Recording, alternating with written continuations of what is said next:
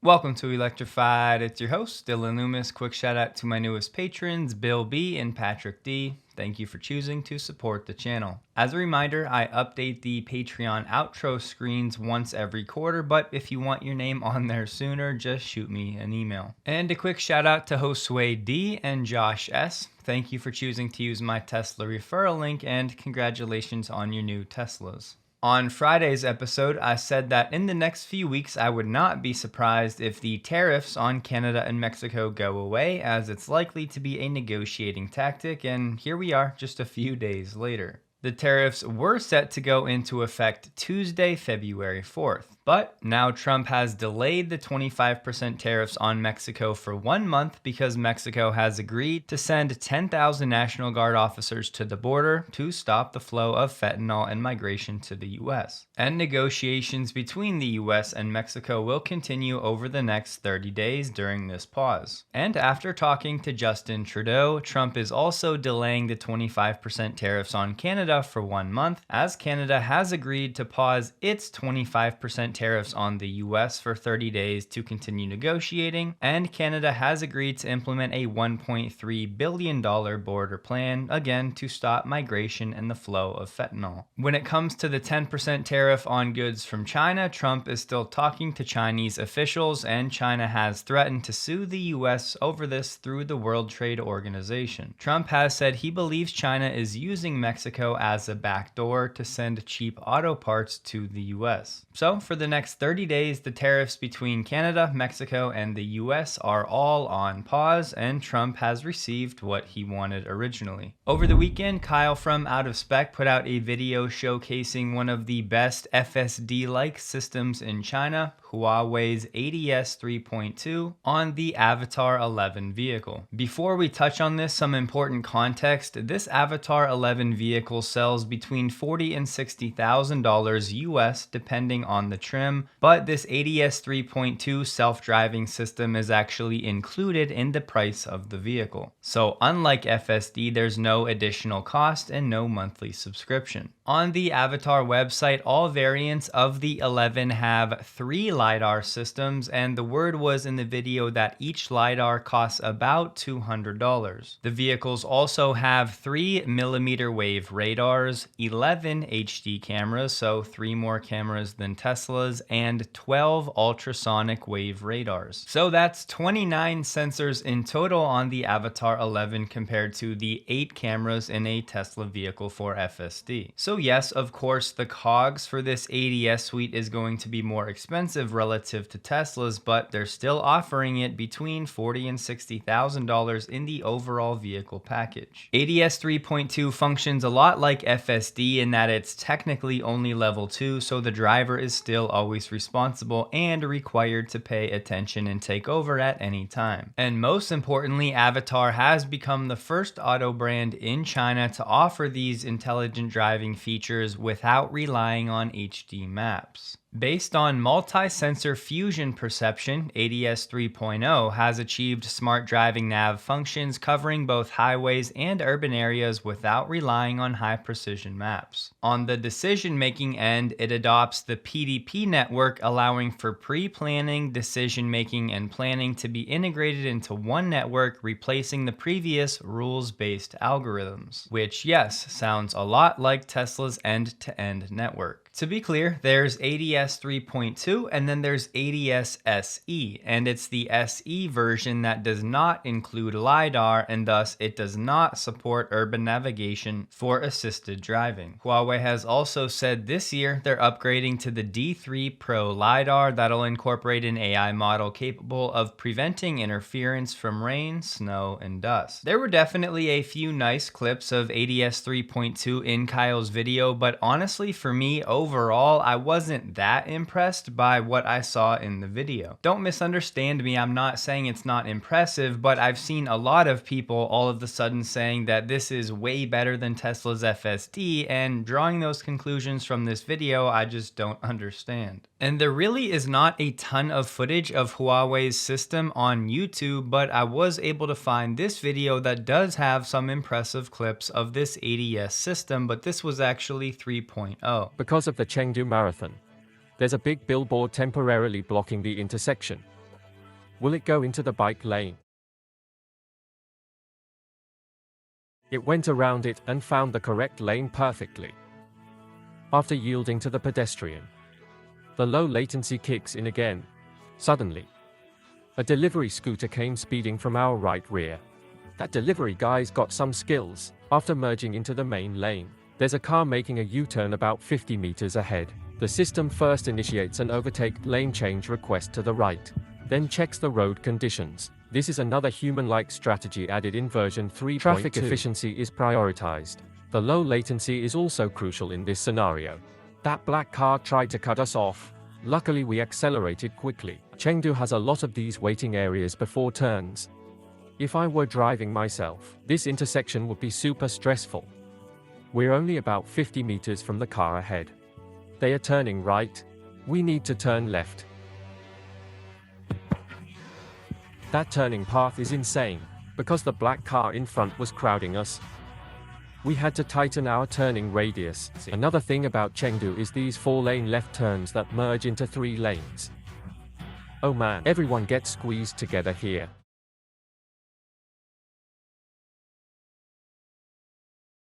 Here we see version 3.2 still hasn't recognized the bus lane time restrictions. It's initiated a lane change request to the left. Look closely, it's actually permissible to use the bus lane right now. So personally, I thought those clips were a bit more impressive than some of the more standard driving in scenes that we saw in Kyle's video. In my research, I was able to find that Huawei's ADS operates nationwide in all Chinese cities. Again, this is regardless of prior HD mapping, so technically it sounds like it's not geo-fenced. It can navigate electronic toll collection lanes by adjusting its speed, and it can handle construction zones. For me, the most impressive part of Kyle's video was the parking toward the end of the video, and if you didn't see it, I'll have the whole thing linked below, but parking seems to be one of the strongest features of this system, which obviously checks out with all of those sensors. But Huawei just announced last month they're launching the world's first commercial pilot of autonomous parking at an airport. Once a driver gets to the airport, they can leave the vehicle and use the mobile phone app to select a parking space. The car can then start unmanned valet parking while the occupants can enter the airport.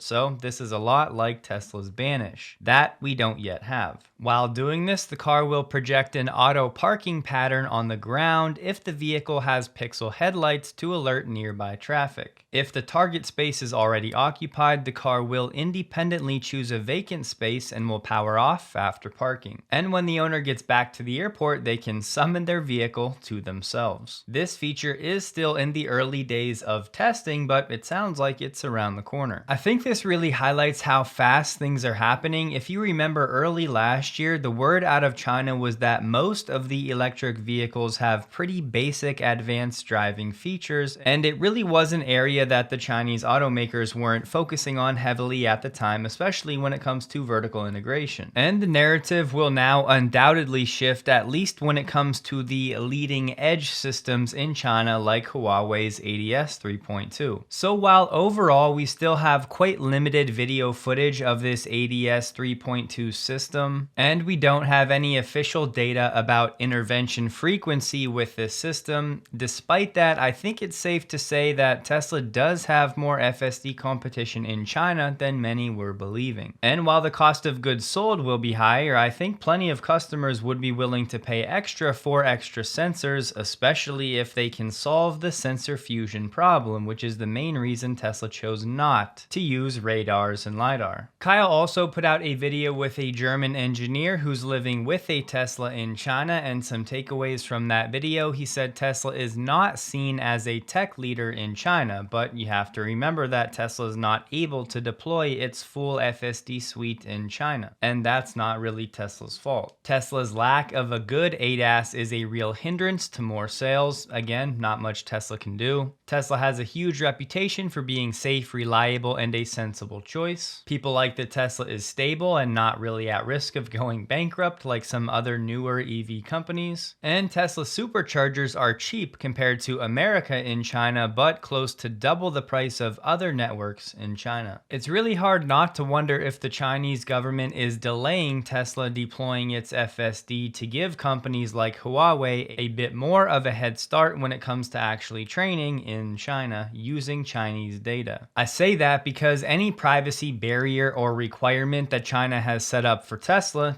has surpassed, no problem. So as far as we can tell, Tesla has really done everything that the Chinese government has asked, but when it comes to FSD, it seems like we're stuck. I would say it's encouraging to know that the Model Y is still the best-selling vehicle in China despite not really having its best feature, FSD, allowed on the streets yet. So whenever that time comes, that could be a material boost to Tesla demand in China. So is Tesla's FSD in trouble? Well, of course not. The world's a pretty big place, and the US market and most of Europe is still wide open when it comes to someone solving for generalized autonomy. But when it comes to the Chinese market, based on everything I'm reading, I would be ready to say that Tesla absolutely has some competition for FSD in China. The new governor of Delaware, Matt Meyer, said that he's planning to win some of the companies that left the state back. He just took over late last month, and he said any company thinking about leaving, we're actively reaching out, we're talking to them, we're understanding what the issues are and understanding what ways we can do better. And for those entities that have already made the decision to leave, we're going to continue to work hard to earn their trust and hopefully have them come back. He said it's really important we get it right for Elon Musk or whoever the litigants are in Delaware courts. We're cognizant that there may be some things that need to change. We're going to work on them. I think within the coming weeks, you're going to see some things rolled out that'll help move our state forward and bring us into 2025 and beyond to make sure we're protecting and growing the corporate franchise. So perhaps a bit of political pressure on the judges that will be involved with Elon and Tesla's appeal for his pay package, so that could be beneficial for Tesla, but we'll see how it shakes out over the next year. We got the California Auto Outlook for January. I just wanted to highlight Tesla's numbers. So for 2023, they did 230,000 vehicles for the year. And in 2024, that number was down to 203,200, down 11.6% year over year. Of course, there were some headlines about that number, but you have to remember Tesla changed over to the new Model 3 in Q2, and that took longer than expected at the Fremont factory. But it's also fair to argue that Tesla did have the Cybertruck available for 2024 as well, which should have boosted sales figures a bit. Tesla won a new Megapack contract for a company in Japan. They'll supply about 140 Megapacks for a project that's 548 megawatt hours, which will begin operation as early as 2027. This project will be one of the biggest grid-connected storage plants in Japan. These Megapacks will be imported from the US, not from Shanghai. JADO put out its report for 2024, and it turns out the Model Y was the fourth best-selling vehicle of any vehicle type for the year. This across the Europe 28, and it was beaten out by the Dacia Sandero, the Renault Clio, and the VW Golf, three vehicles that are much more affordable than the Model Y. But the Model Y was down 17% year over year. When it comes to fully electric vehicles for the year, the Model Y and the Model 3 were the top two far and away, followed by the Volvo EX30 in third, the Skoda Enyaq, and then the VW ID4 in fifth. There was a study published in Nature Energy titled The Closing Longevity Gap Between Battery EVs and Internal Combustion Vehicles in Great Britain. The researchers just used battery degradation models and then combined those with some real-world driving patterns from telematics data. The mileage estimates you see on the screen reflect the distance traveled before the batteries degrade to about 70 to 80% of the original capacity, which is considered the end-of-life threshold for EVs. Their analysis included 6,300 EVs across different manufacturers and regions, with the battery performance tracked over 3 to 8 years. And the mileage numbers specifically reflect the battery pack lifespan, not the durability of other vehicle components. So basically, the study assumes that EVs are retired when their batteries reach the end of life capacity. And one important note the study called out, they said 10% of EVs in their dataset did require battery replacements within 8 years. And since ICE vehicles don't have battery packs, they just compared to the distance traveled before those vehicles were permanently retired from service. I really think they could have presented this data in a a much more digestible fashion, but the takeaway here is that Teslas are expected to last over 204,000 miles, which is over 65,000 miles longer than the second placed make, which is batteries from Hyundai. Not only that, but the Teslas are expected to last 23,000 miles longer than the best diesel vehicle, which was from Skoda at 181.8 thousand miles. And finally, Tesla beat the best petrol car, which was from Audi, by 61,000 miles. Which is why the headlines are now out there: Tesla leads in vehicle longevity and mileage. So don't forget that as a talking point for any EV or Tesla skeptics. I'll have the full study linked below. If you want to see the new Model Y in person, on the screen right now you have the list of all of the current locations in the United States that have the vehicle on display. On the Tesla shop, they have some new Model 3 Performance and Model S and X Plaid gear available for sale. I won't lie, I was a bit excited for the Wagoneer SEV, as one of my closer friends is a big Jeep guy and I've been trying to get him into EV land. So I thought this would be my opportunity, but after this review from Kyle and Out of Spec,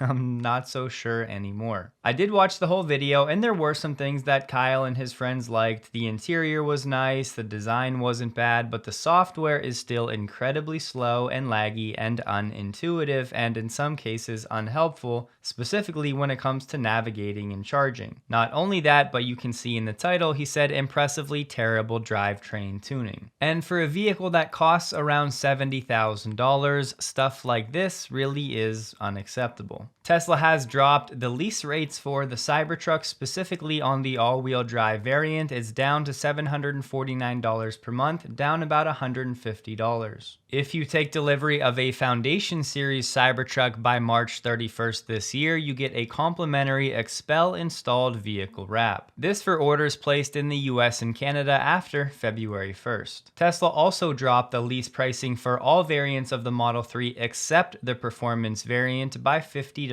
per month. And when it comes to the referral program, if you use a link, you now get an extra $2,500 off, up from just $500 before. I'm sure Tesla's received a large influx of new Model Y orders, so this is an attempt to shift some of those back to the Model 3. Tesla is now offering a new discount on Tesla insurance if you use FSD enough. The more you use FSD, the bigger the discount on your insurance premium. Tesla will calculate your miles driven with FSD enabled, and they'll divide that by your total miles driven based on the past 30 days. You can earn up to a 10% discount on those coverages when you drive 50% or more of your miles with FSD enabled. But right now, this is only for customers in Arizona and Texas. The discount only applies to certain eligible coverages on your insurance policy and not to your total insurance policy premium. It's not quite the Tesla insurance update we've been hoping for, but it's something. Honda now plans to invest $1 billion, up from $700 million before, to upgrade its plant in Ohio, which will become its EV hub. Most notably, the upgrades include installing 6 gigapresses and a new cell manufacturing system for its upcoming EV battery cases. When it's done, the site will be able to produce 220,000 vehicles per year. I will send you guys off with a video from Tesla on its robot cleaner. It somehow got deleted from my notes on Friday, so apologies on that one. I wanted to say this robot cleaner is part of the reason Tesla designed the Cybercab doors in the way that they did, so it would have easier access. So really, the trifecta for autonomy is in place. We have the Cybercab, we have the robot cleaning, we have the wireless charging, all in the works. Tesla stock closed the day at $383.68, down 5.17%, while the Nasdaq was down 1.2%. The volume was 16% higher than the average. I hope you guys have a wonderful day. Please like the video if you did. You can find me on X, linked below, and a huge thank you to all of my Patreon supporters. I wake, I clean, I live. They leave gifts for me. So kind. They feed me like a king. But I don't do it for accolades. My work is my sustenance, soaking up every last crumb in every last crevice. Potato chips. Like our own little game of hide and seek.